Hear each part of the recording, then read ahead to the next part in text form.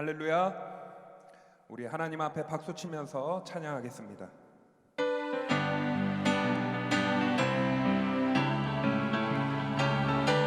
슬픈 마음 있는 사람, 슬픈 마음 있는 사람, 예수 이름 믿으면 영원토록 변함없는 기쁜 마음 얻으리. 거룩하신 주의 이름, 거룩하신 주의 이름 너의 방패 삼으라. 환난 시험 당할 때에 주께 기도 드려라. 예수의 이름은 세상의 소망이요, 예수의 이름은 천국의 기쁨일세. 존귀하신 주의 이름 우리 기쁨대로다. 주의 품에 안길 때에 기뻐 찬송 부르. 예수의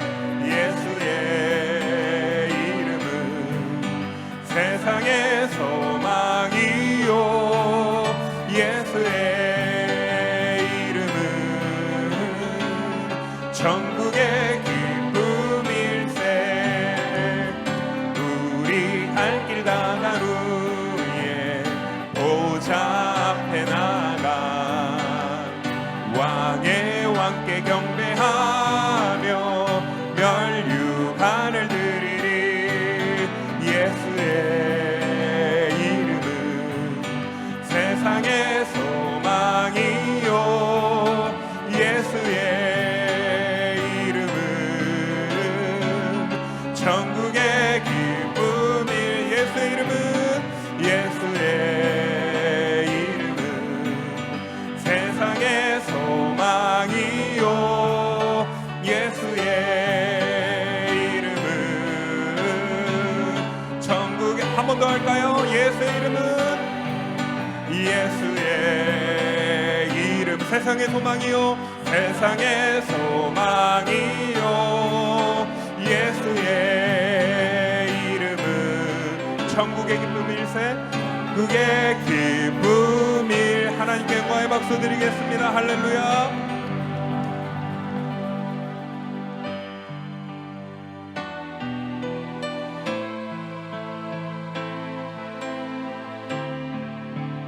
오늘도 십자가의 그 사랑을 묵상하면서 한 번 더 찬양합니다. 십자가 그 사랑, 십자가 그 사랑. 멀리 떠나서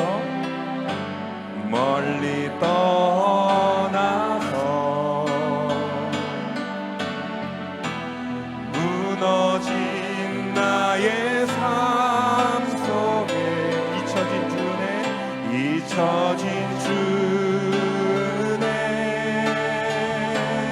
돌 같은 내 마음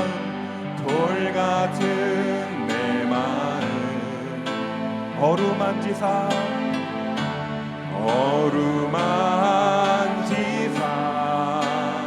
다시 일으켜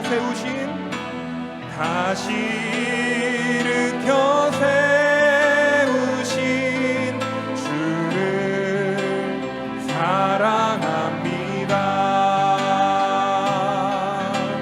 주 나를 보호하시고 날 붙드시니 나는 보배롭고 존귀한 주님의 자녀라. 주 너를 보호하시고 주 너를 보호하시고 널 붙드시니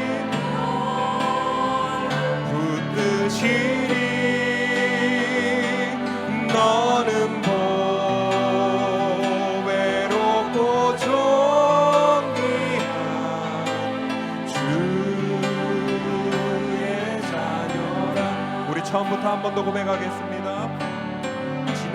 지나간 일들을 기억하지 않고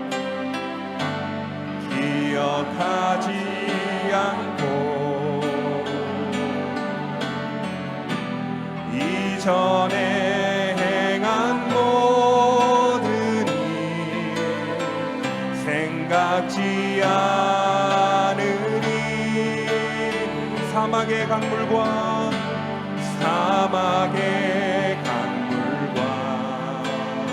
길을 내시는 주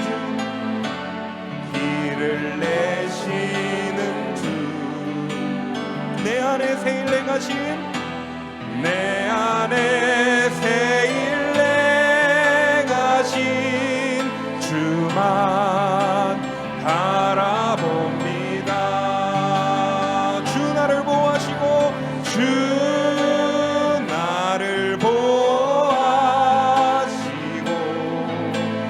날 붙드시니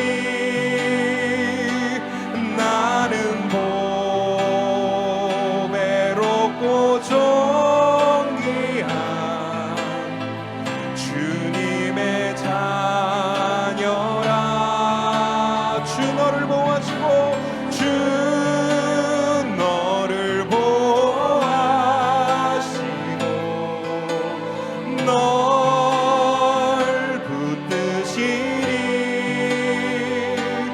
너는 보배롭고 존귀한 주의 자녀라. 우리 손을 가슴에 얹고 한번 할까요? 주 나를 보호하시고 날 붙드시니 나는 보배롭고 존귀한 주님의 자녀라. 우리 시간에는 또 옆에 있는 분을 위해 주 너를 보호하시고 널 붙드시니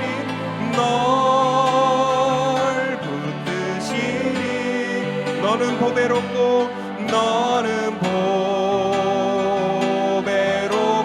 존귀한 주의 자녀라. 우리 시간 다같이 합심하여 기도하실 때 부활절 둘째 주일을 맞으며 형제 자매를 사랑하는 마음을 허락하여 주옵소서. 십자가의 그 희생을 기억하며 세상과 다른 하나님의 형상으로 살아가는 하나님의 백성 되게 하여 주옵소서. 그 중심에 십자가가 내 앞에 있기를 원합니다. 이 고백을 담아 우리 이 시간에 합심하여 기도하겠습니다. 하나님, 오늘 주님 나를 보호하시고 나를 붙드시는 것처럼 우리의 형제 자매를 보호하시고 그들을 붙드시는 은혜가 있습니다. 그러므로 주님, 부활신앙은 하나님의 형상을 닮은 하나님의 성품을 닮은 하나님의 백성으로 살아가는 결단의 그리스도인입니다. 그러므로 이 시간 부활절 둘째 주일을 맞으며 우리가 정말 이 마음에 하나님의 십자가 형상으로 살게 하여 주시고 이 50일의 기쁨을 누리며 나아갈 수 있는 믿음의 백성들 되게 하여 주옵소서. 3부 예배로 허락하시며 하나님의 말씀을 사모하는 시간을 갖습니다. 주여, 한 주간도 하나님의 말씀을 힘입어 살게 하여 주옵소서. 그러므로 주님, 이 자리가 은혜가 넘쳐나는 자리가 되게 하여 주옵소서.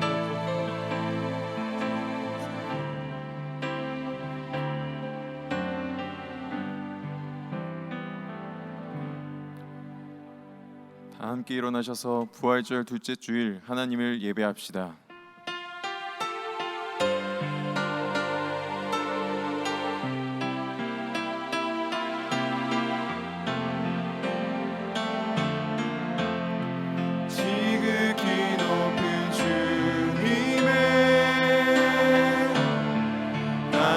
성소로 들어갑니다. 세상의 신을 벗고서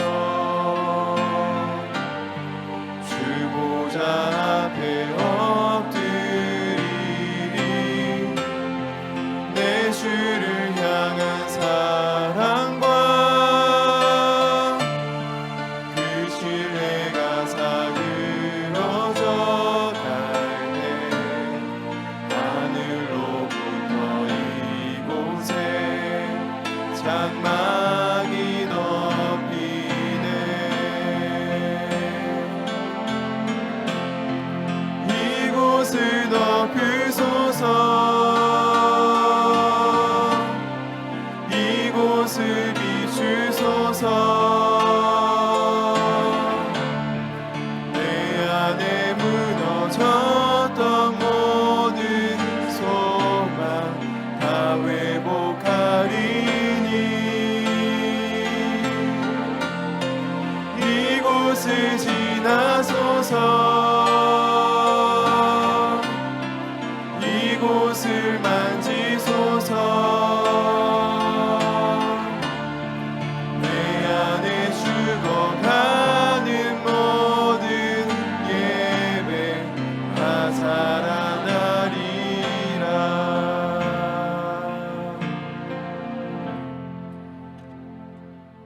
나는 전능하신 아버지 하나님 천지의 창조주를 믿습니다. 나는 그의 유일하신 아들 우리 주 예수 그리스도를 믿습니다.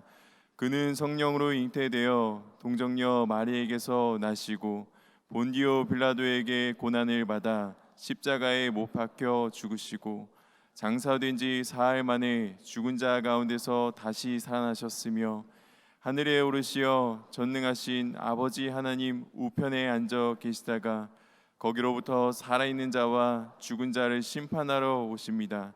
나는 성령을 믿으며 거룩한 공교회와 성도의 교제와 죄를 용서받는 것과 몸의 부활과 영생을 믿습니다. 아멘.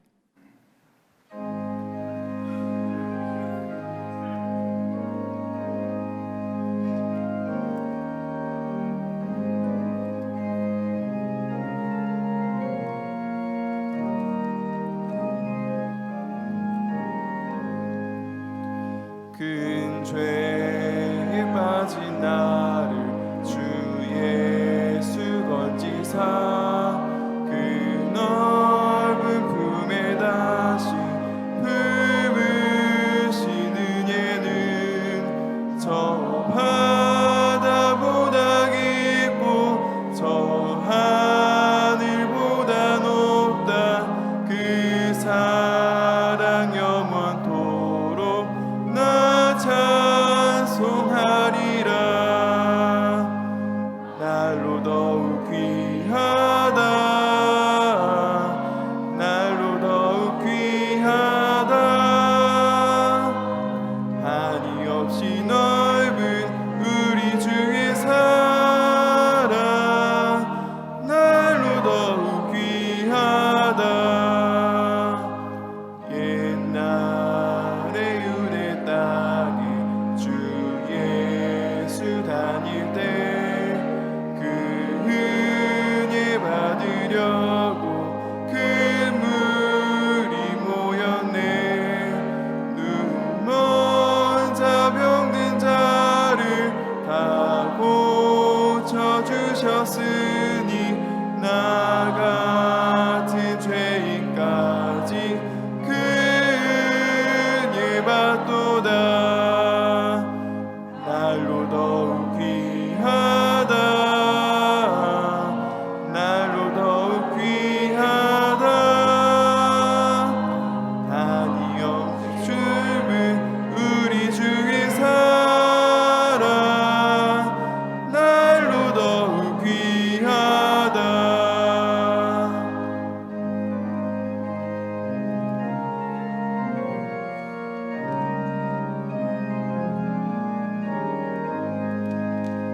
주 크신 사랑으로 만 백성 위하여 그 십자가의 고난 다 받으셨으니 그 속죄 받은 성도 큰 소리 함께 높여 온 천지 울리도록 주 찬송하리라. 날로 더욱 귀하다. 날로 더욱 귀하다. 한이 없이 넓은 우리 주의 사랑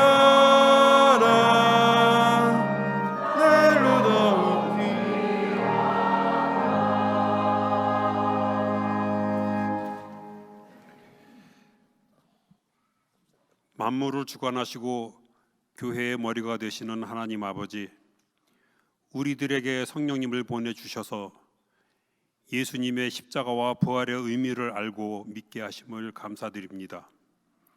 세상의 지혜로는 알 수 없는 영적인 일들을 성령님을 통해서 알게 하셨으니 세상의 지혜로 멸망의 길을 가지 않고 주님 안에서 생명으로 가는 올바른 판단과 결정을 할 수 있는 지혜와 능력을 허락하여 주시옵소서.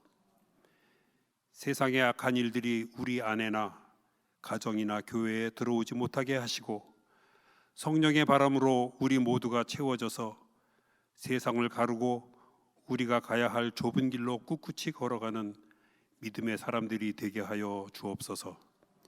간절히 바라옵기는 주님의 말씀이 머무는 곳에 저희들이 있게 하시고 주님이 행하시는 곳에 서게 하시며 늘 주님과 동행하는 은혜를 허락하셔서 우리에게 주신 일생을 살아가는 동안 감사와 찬송으로 신앙의 열매를 하나님께 내어드릴 수 있는 백성들이 되기를 소망합니다. 우리가 먼저 주님의 은혜를 입고 새 생명을 받은 자로서 연약하고 공고한 이들을 위해 함께 주님 안에서 위로하고 기도하면서 주님의 영광이 우리 정릉교회 안에 충만하여 주기를 간절히 기도합니다. 이제 4월 10일 총선에서 하나님의 정의와 공의를 두려워하며 실천하는 공직자들이 선출되게 하옵시고 정치인들이 정쟁에 휩싸이지 않고 서로 간의 비방과 정죄를 멈추고 용서와 연합이 있는 국민들의 삶을 위해 진심으로 마음을 모아 의논하고 정책을 수립해 나가도록 인도하여 주시옵소서. 오늘도 목사님께서 전하시는 말씀을 통해서 우리의 심령이 변화되고 우리의 영과 마음이 더욱 새로워지게 하여 주시옵소서. 예배와 교회를 위하여 여러 곳에서 수고하시는 모든 교우들에게 주님께서 주시는 축복과 기쁨이 충만하게 하옵소서. 호산나 찬양대가 올려드리는 찬양을 흠양하시고 온 성도들과 함께 올려주는 기쁨의 찬양이 되게 하옵소서. 이 모든 말씀을 우리 주 예수 그리스도의 이름으로 기도드립니다. 아멘.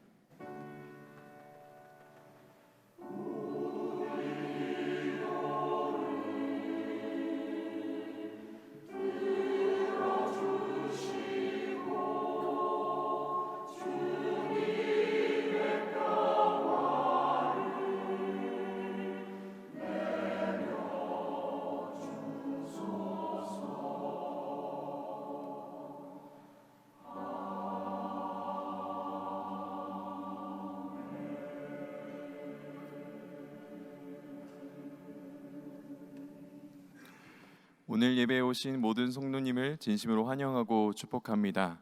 전후좌우에 계신 성도분들과 강림하시는 주님을 기다리는 부활 신앙인으로 살아갑시다 하시며 인사 나누도록 하겠습니다. 강림하시는 주님을 기다리는 부활 신앙인으로 살아갑시다. 오늘 강희정 성도와 이영지 성도님 처음 오셨습니다. 그 자리에 잠시 일어나 주시길 부탁드립니다. 네, 우리 다 같이 두 손을 뻗어서 함께 축복하도록 하겠습니다. 평화 하나님의 평강이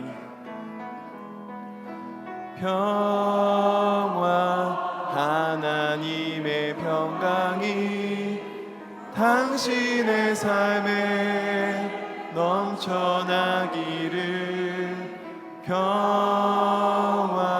하나님의 평강이 당신의 삶에 가득하기를 축복합니다. 네, 박수로 환영하도록 하겠습니다. 자리에 앉도록 하겠습니다. 교회 소식을 알려드립니다. 부활절 둘째 주일입니다. 성령 강림절 주일까지 승리의 부활절을 보내면서 십자가와 부활의 증인으로 살아가는 성도님 되시길 바랍니다. 오늘 오후 1시 30분에 당회가 있습니다. 이번 주 12일과 13일 정동 수양관에서 청년 23+ 봄 신앙 수련회가 있습니다. 위하여 함께 기도해 주시길 바랍니다. 4월 12일 금요일 본당에서 구역장 권찰 모임이 있습니다. 2024년도 비전 트립 지원자를 모집합니다. 기간은 5월 29일 수요일부터 6월 1일 토요일까지며 장소는 일본 오키나와입니다. 세계 선교부장에게 문의와 많은 신청 바랍니다. 교회 건물 외부 방수와 보수 공사를 위한 주차 협조 안내입니다. 이번 주부터 약 2달간 교회 건물 외부 방수와 보수 공사 관계로 주일 주차 공간이 매우 부족할 것으로 예상됩니다. 가급적 승용차 이용은 자제해 주시고 노약자를 제외하고 대중교통을 이용해 주시길 바랍니다. 그 외 교회 소식과 모임은 주보를 참조하시기 바랍니다. 교우 소식입니다. 이교구 사동 7구역 이성화 집사님, 한태희 집사님 부친상으로 장례했습니다. 유가족 3부 예배 참석하셨습니다. 잠시 자리에 일어나 주시길 부탁드리겠습니다. 네, 하나님의 위로와 평안이 유가족에게 함께하길 함께 기도해 주시길 바랍니다. 네, 자리에 앉겠습니다.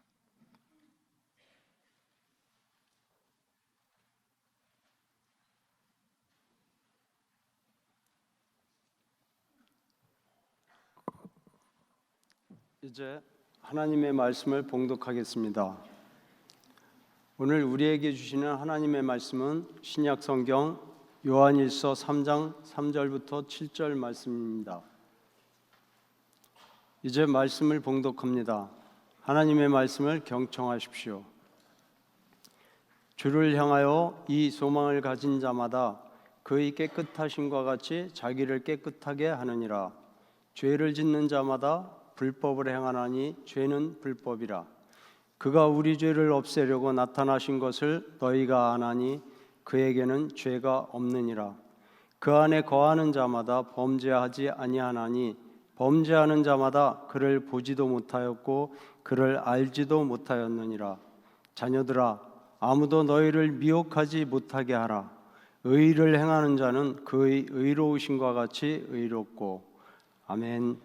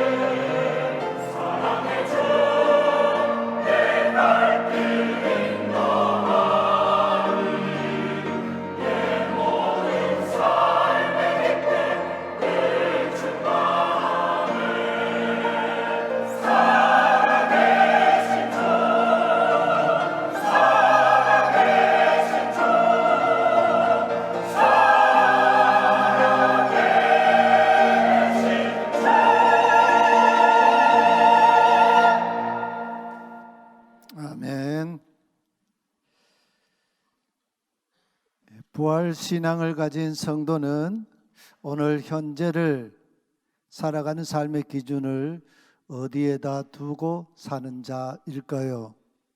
사람은 누구나 자기가 살아가는 삶이 지향하는 시선이 있습니다.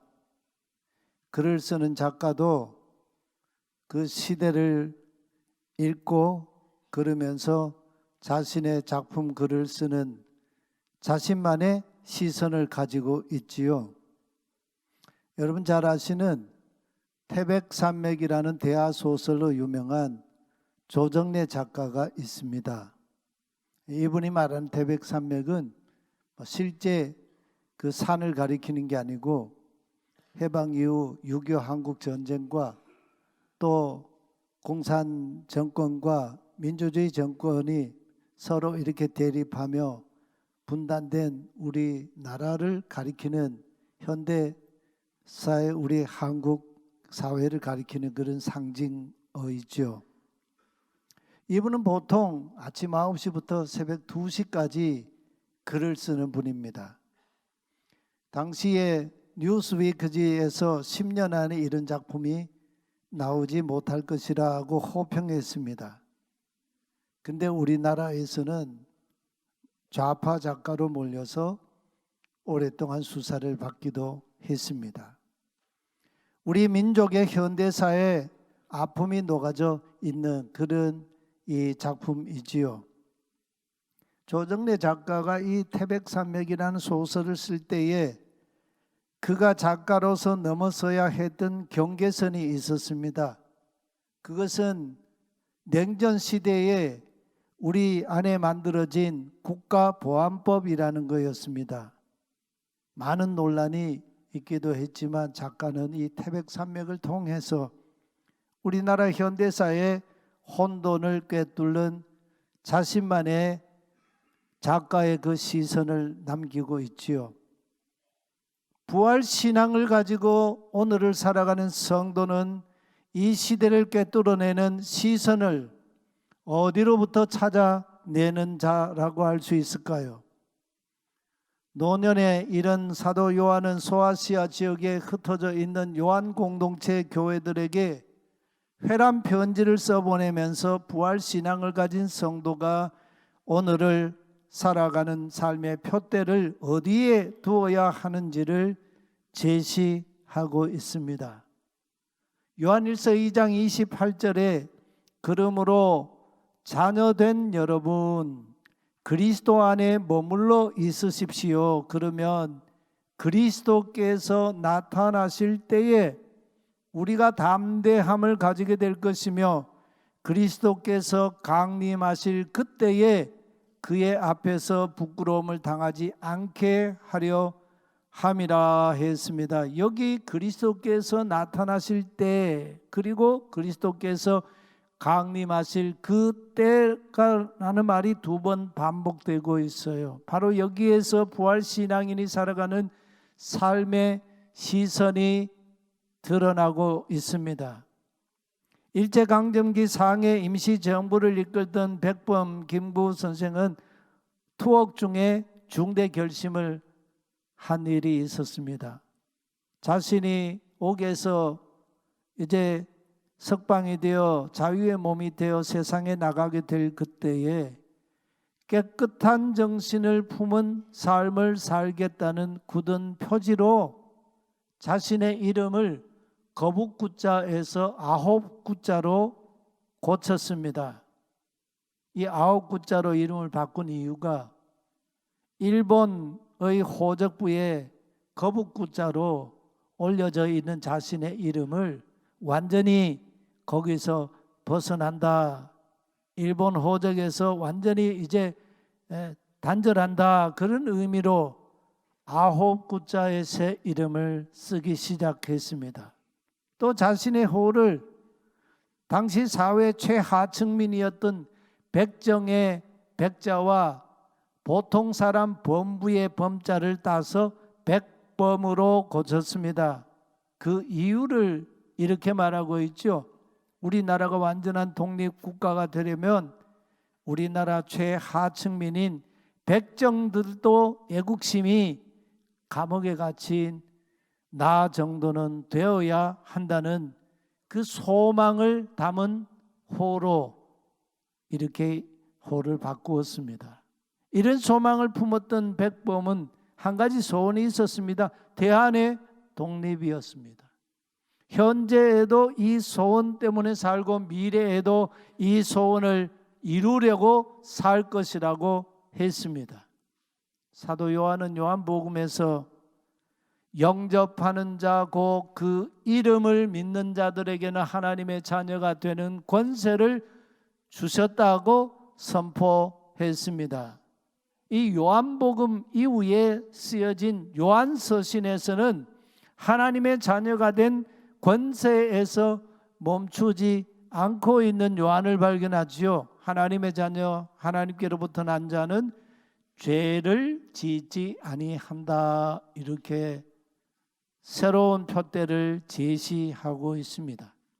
그러면서 요한은 8절에서 지금 현재 죄를 짓는 사람은 마귀로부터 난 자라 이렇게 엄청난 충격적인 말씀을 하고 있습니다. 현재형입니다. 지금 죄를 짓고 있는 사람은 마귀로부터 난 자다.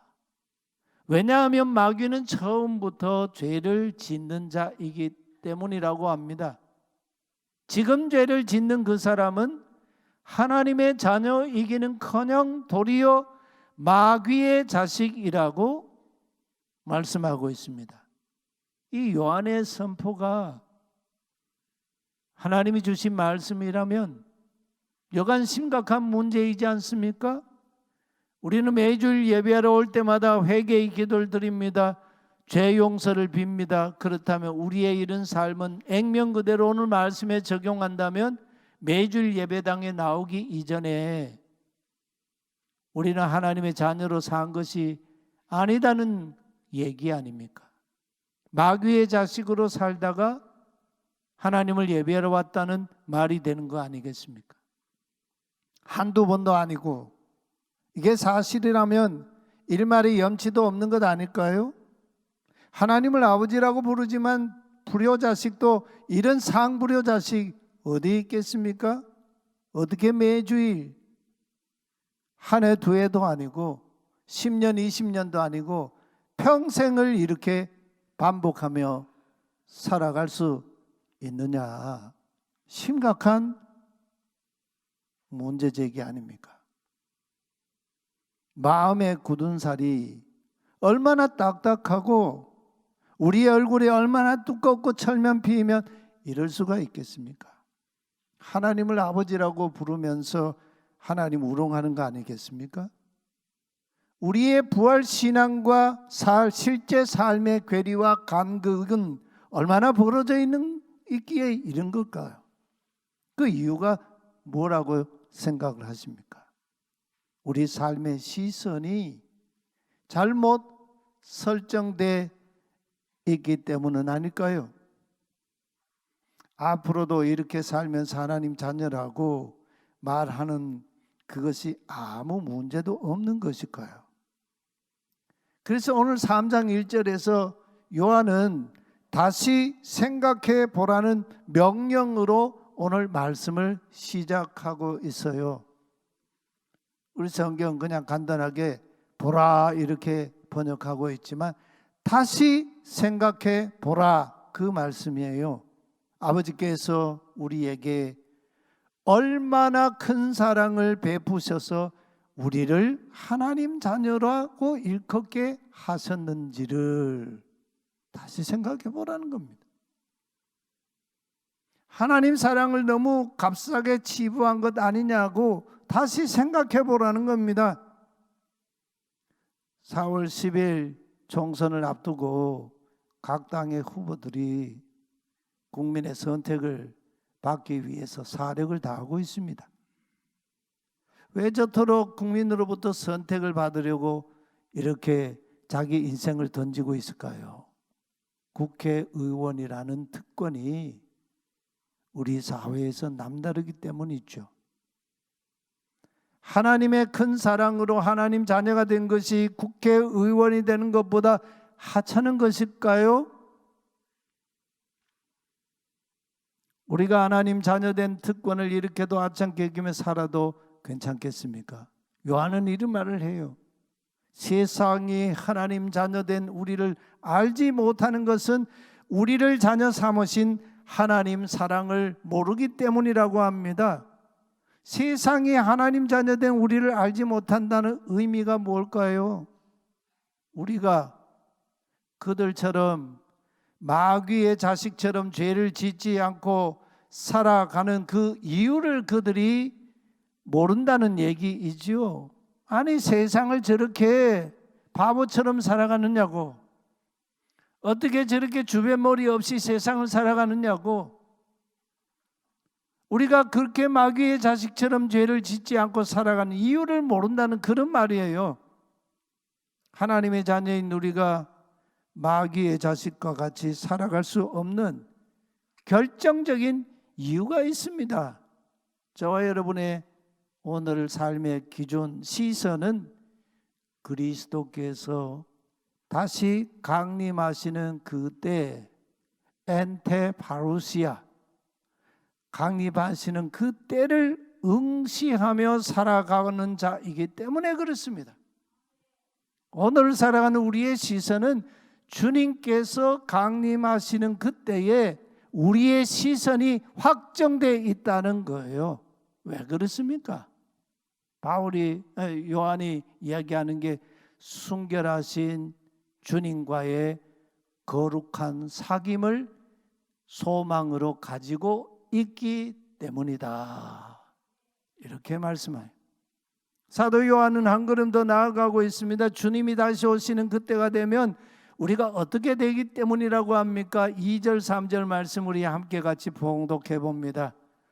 사랑하는 자들아, 우리가 이제는 하나님의 자녀라. 장래에 우리가 어떻게 될지는 아직 나타나지 아니하였으나 그리스도께서 나타나시면 우리가 그와 같이 될 줄을 알미라. 그때에 우리가 그의 참 모습 그대로 뵙게 될 것이기 때문이니 주에 향하여 이 소망을 가진 자마다 그리스도께서 순결하심과 같이 자기 자신을 순결하게 하느니라.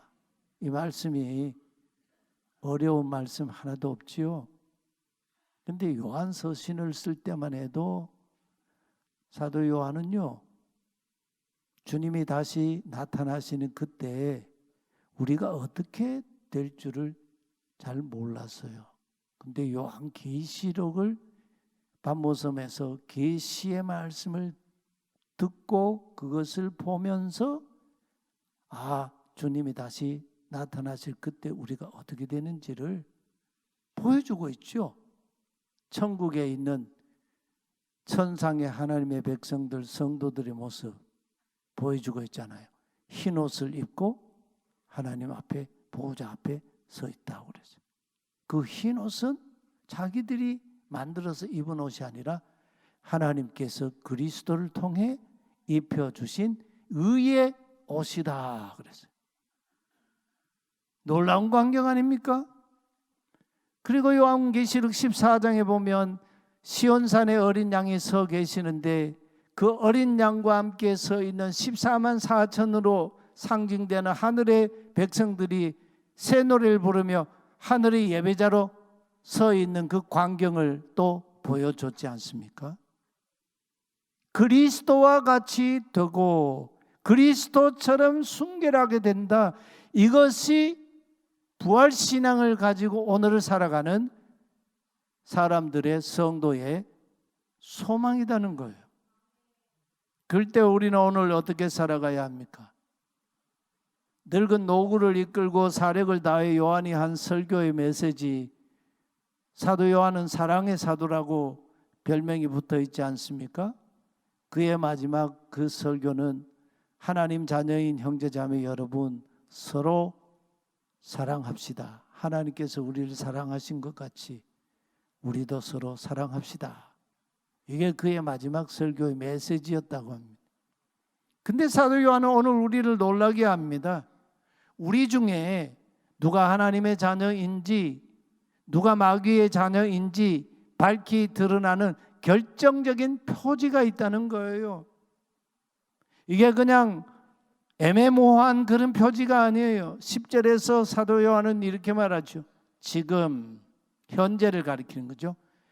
의를 행하지 않는 모든 사람과 지금 자기 형제 자매를 사랑하지 않는 모든 사람은 지금 하나님께로부터 난 사람이 절대 아니니라 이렇게 말씀해요. 모두 다 현재형이에요.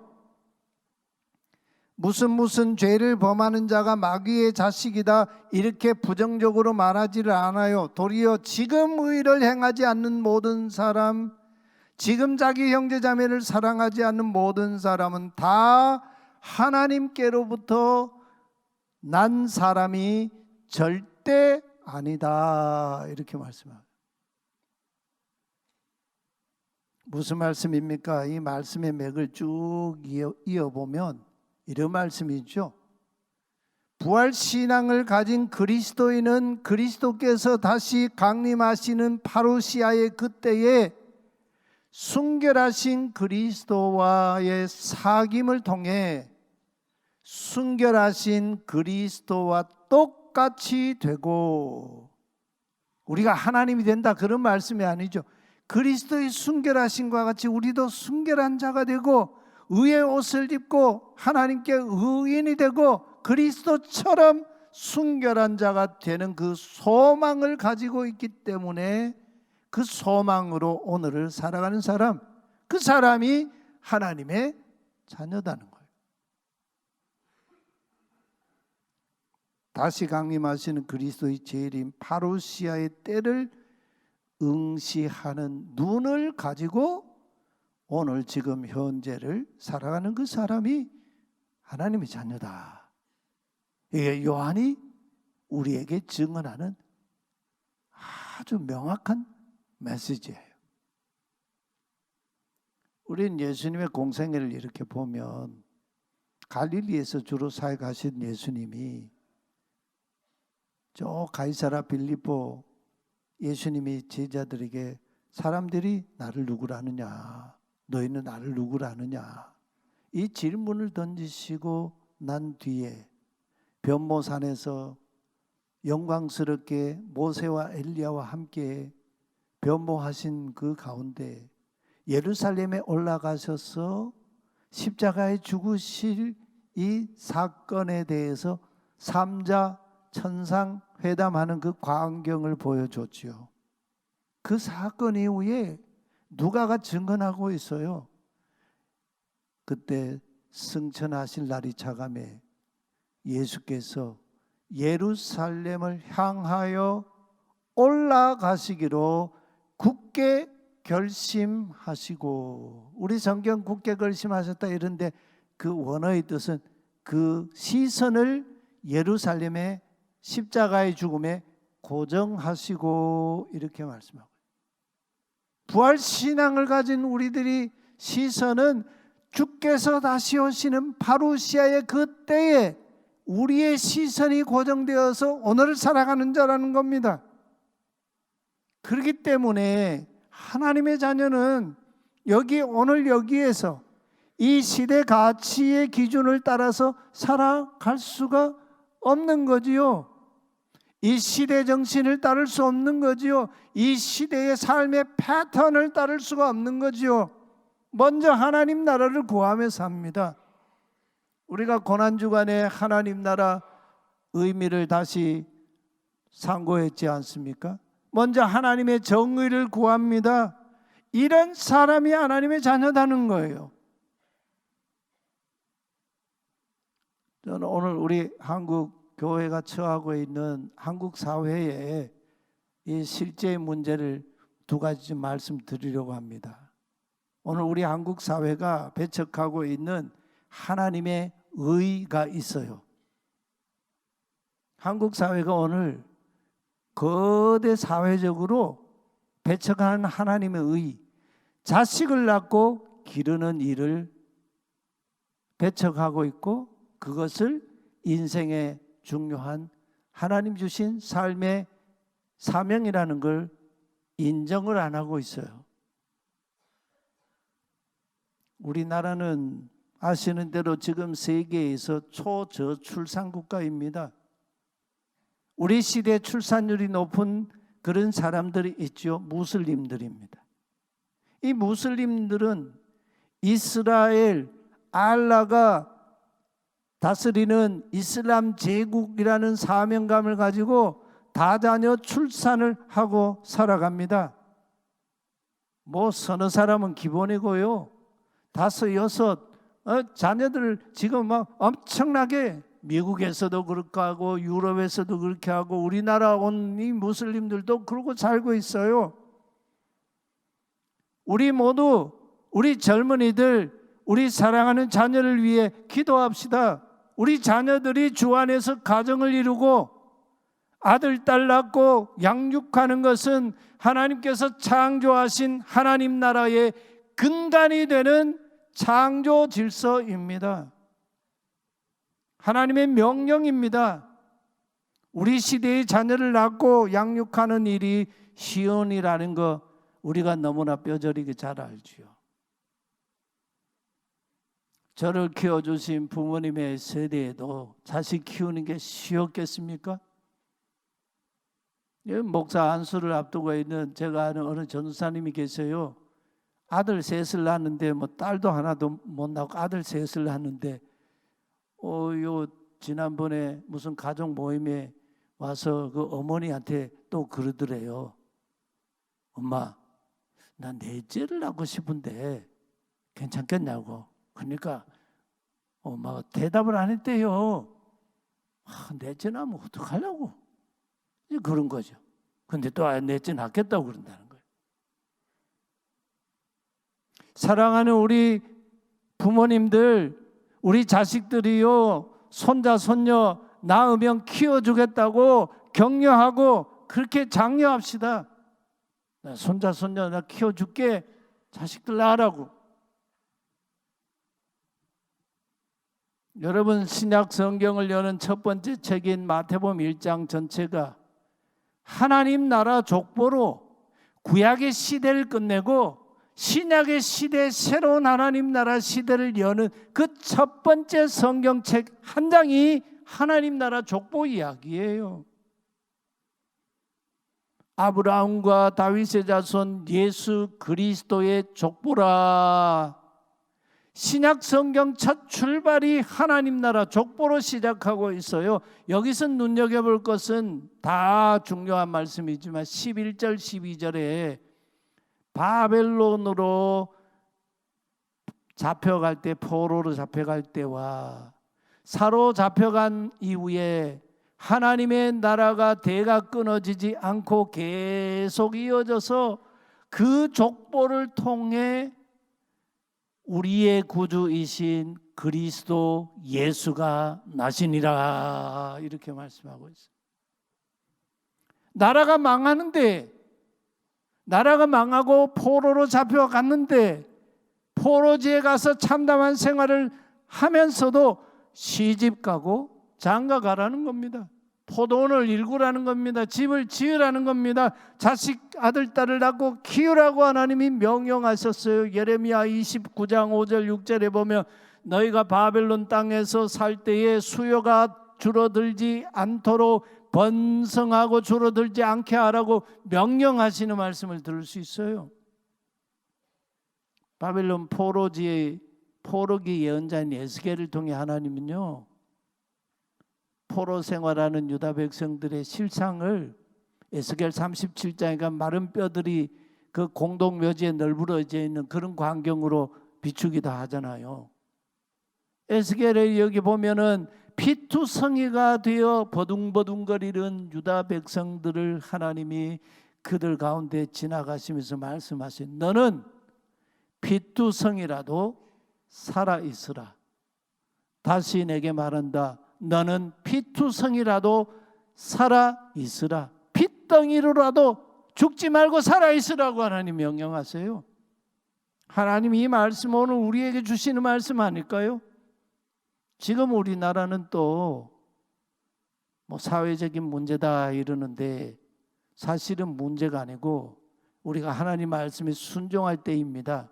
초고령 사회에 진입하고 있습니다.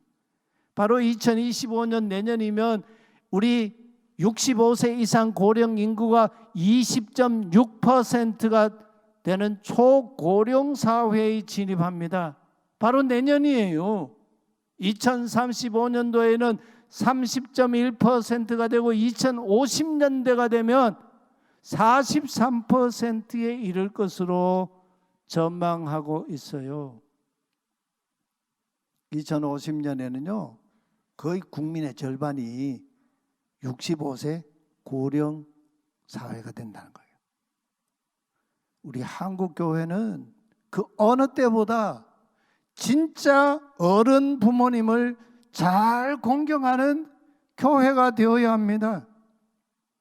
우리 사회는 아시다시피 산업화 시대를 거쳐오면서 오랫동안 유용성, 효용성, 생산성이라고 하는 너무나 그냥 이 세속적인 가치가 익숙해져 있어요. 그래서 효용성이 없으면 도태가 되고 생산성이 낮으면 다 그냥 사회에서 뒤처지잖아요. 아시는 대로 노년이 되면 우리 부모님들은요, 예외 없이요, 제2의 유아기를 맞습니다. 부모님들이 이렇게 보면 어린애 같지 않습니까? 표현이 조금 죄송합니다. 아이들 보면요, 유아기 때 기억력이 미약해요.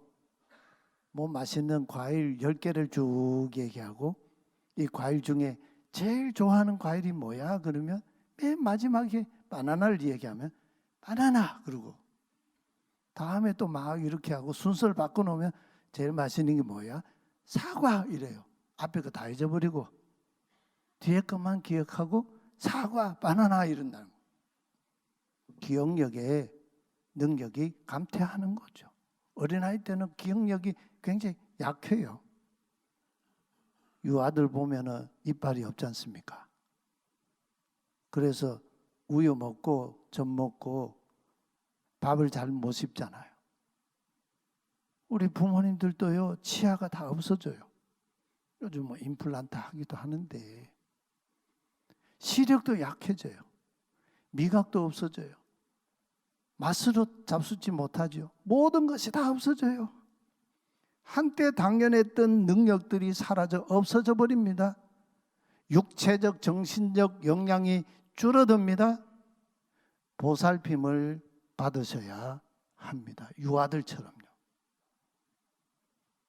우리 젊은이들에게 부모님들이 가르쳐 주시는 중요한 인생의 가르침이 있죠.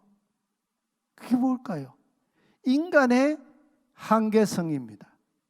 인간의 유한성입니다. 우리 연로하신 부모님들이 우리에게 자녀들이 가르쳐 주는 게, 그 모세가 이렇게 그 느보산에서 죽는 이 성경 이야기 그걸 이렇게 해주니까 손자가요, 할아버지 늙지 말라고 그래. 왜 그래? 할아버지 죽으면 안 된다는 거예요. 그게 유한성이에요. 인간성이 한계성을 가지고 있어요. 우리 부모님들이 그걸 가르쳐줘요. 부모님께는요, 생산성 있는 투자를 하는 게 아니에요. 보살핌으로 보답해 드리는 거예요. 인간은 누구나 생물학적인 죽음을 맞이합니다. 그러나 자녀는 부모님께서요, 생물학적인 죽음을 죽기 이전에 사회적인 죽음이 일어나지 않도록 적극적으로 보살펴 드려야 해요. 전화도 자주 하고요. 고독사 하잖아요. 부모님들이 하루 종일 너무 사회와 단절돼 가지고 외로워서 못 견뎌요. 이게 사회적인 죽음 아닙니까? 이게 관계적인 삶을 깨트려 버리지 않도록 우리 자녀들이 보살펴 드려요. 교회도 그렇게 해야 되겠죠. 우리 모든 성도의 가정에서 자녀를 출산하고 양육하고 부모를 공경하라는 하나님 말씀에 응답해서 하나님 나라의 근간이 무너지지 않도록 하나님 나라 세워가는 하나님 자녀 공동체 이루어가야 하지 않겠습니까? 우리 40, 50대의 젊은 성도님들 주 안에서 땀 흘리며 일하며 삽시다. 세상에 하찮은 일은 없습니다. 주님처럼 일하고 주님처럼 안식을 누릴 줄 아는 복된 삶을 우리가 살아가야 됩니다. 우리 자신과 가족만을 위해 살지 말고요, 하나님 나라 의를 구하고 하나님의 이 시대의 성공보다 하나님의 말씀의 성취를 꿈꾸고 다시 오시는 주님의 파루시아를 응시하면서 오늘 여기에서 하나님 자녀된 삶을 살아가는 거룩한 성도가 되어야 하지 않겠습니까? 오늘 이 말씀 앞에 죄송하지만 저는 오늘 요한 서신을 읽으면서 이 말씀을 제 평생에 이렇게 처음 깨달았습니다. 이 얼마나 무지한 인생을 살았는지 우리가 하나님 앞에 결단해야 되지 않겠습니까? 우리 함께 나의 안에 거하라 나는 내 하나님이니 우리 함께 찬송하십시다.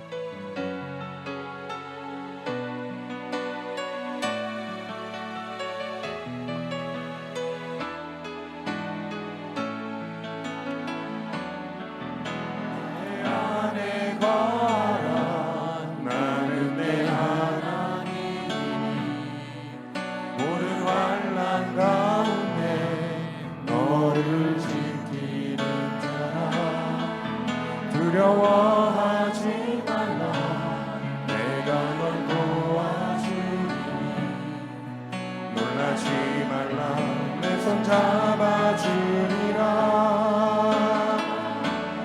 내가 너를 지명하여 불렀나니 너는 내 것이라 내 것이라 너의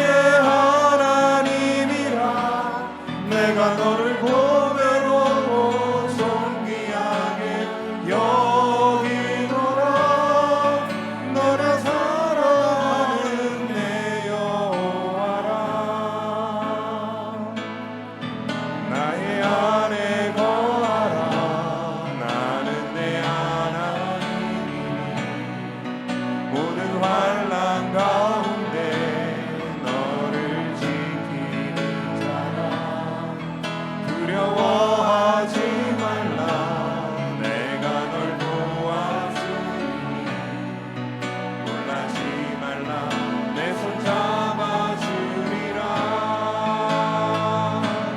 내가 너를 지명하여 불렀다니 너는 내 것이라 내 것이라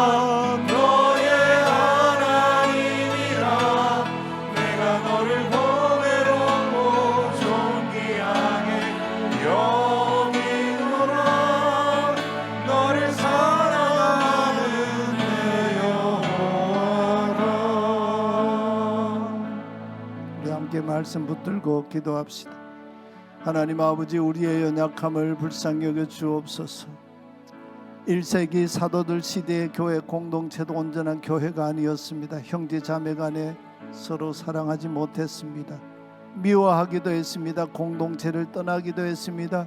공동체를 어지르는 사람도 있었습니다. 죄를 짓고 살면서 어떤 사람은 죄가 없다고 주장하며 하나님을 속이기도 했습니다. 오늘 우리의 모습과 같지 않습니까? 이 시대에 매몰되지 않고 다시 강림하시는 주님의 파루시아의 그때를 응시하면서 오늘을 살아가는 하나님 자녀 되게 하옵소서. 주님의 순결함을 우리의 삶의 소망으로 가지고 주님을 기다립니다. 오늘 그렇게 살게 하여 주옵소서. 통성으로 같이 기도하십시다. 하나님 아버지, 오늘 부활절 둘째 주일 부활하신 주님을 바라보고 부활 신앙인으로 주 앞에서 살아가기를 원합니다. 우리의 연약함을 주님 앞에 고백합니다. 아버지 긍휼히 여겨주시고 우리의 허물과 죄악들을 주여 깨끗게 정결케 하여 주옵소서. 형제 자매를 사랑하지 못하고 미워하면서도 하나님 자녀다, 하나님 백성이다, 이렇게 우리 자신을 속이고 하나님을 속인 우리의 허물과 죄악들을 주님 용서하여 주시옵소서. 보이는 형제를 사랑하지 아니하고 보이지 않는 하나님을 사랑한다고 하는 것은 거짓이라고 했습니다. 주여, 오늘 우리 시대에 매몰되지 않고 다시 강림하시는 주님의 그 파루시아의 때를 응시하며 하나님 주신 오늘을 살아가는 하나님 자녀 되게 하여 주옵소서. 주님의 순결함을 우리 삶의 표대로 세우고 그 하나님의 놀라우신 은총 오늘 이 자리에서 사모하며 살아가는 주의 백성 되게 하여 주옵소서. 하나님 아버지, 오늘 우리를 이렇게 사랑하여 주시니 감사합니다. 하나님 자녀라고 말하면서도 의를 행하지 않았습니다. 보이는 형제 자매를 사랑치 못했습니다. 하나님의 나라 입에는 어울리지만 이 시대 속에 매몰되어 살아왔습니다. 다시 오시는 주님의 그 파루시아의 때를 망각했습니다. 마귀의 자식처럼 죄와 더불어 살았습니다. 십자가에 달리신 주님의 그 구속의 사랑으로 오늘 우리를 정결케 하여 주옵소서. 우리도 주님처럼 순결한 삶을 사는 하나님 자녀 되게 하여 주옵소서. 우리 삶의 시선이 종말의 그때 다시 오시는 주님을 응시하며 온 마음을 다하고 온 뜻을 다하고 온 힘을 다하여 하나님 사랑하고 형제자매 사랑하며 아직도 하나님 알지 못하는 이 세상을 십자가와 부활의 복음으로 끌어안을 수 있는 하나님 자녀 되게 하여 주옵소서. 이 고백을 담아 하나님께서 주신 내 인생과 내 모든 소유 하나님의 것임을 고백하며 예물을 구별하여 봉헌합니다. 우리 형편과 처지를 아시는 주님, 아버지께서 우리에게 복을 주시고 우리를 지켜 주시옵소서. 하나님의 얼굴을 우리에게 비추어 주시옵소서. 은혜 베풀어 주시옵소서.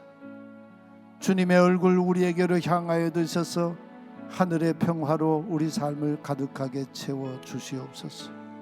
우리 삶의 주인 되시는 예수 그리스도의 이름으로 기도하옵나이다. 아멘. 우리 함께 다 일어나셔서 파송의 찬송 함께 부르겠습니다.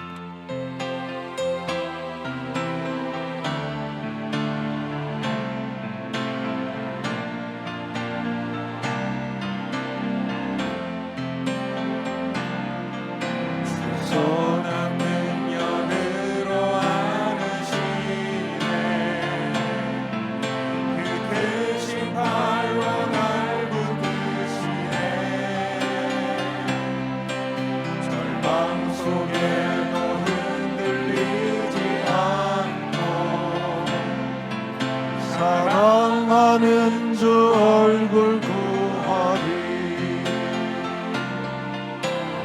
전에게로 날에 와사고 고난의 길을 걷는다 해도 주님께 모두 맡기누리요. 끝내 승리의 날을 맞으리. 선한 능력으로 일어서리. 주만을 지하리.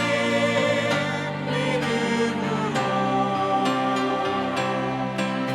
우리 고대 안에 주 오시리라. 영광의 새날을 맞이하리. 선한 능력으로 일어서리. 주만을 지하리. 믿음으로 우리 고대 안에 주 오시리라. 영광의 새날을 맞이하리.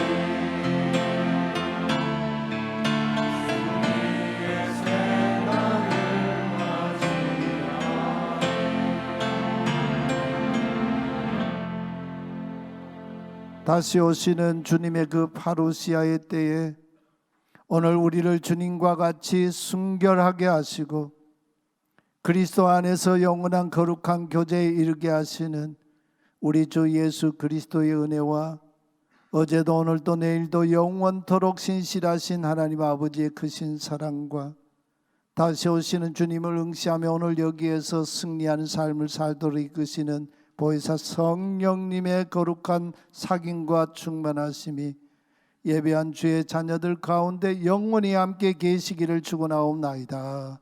아멘.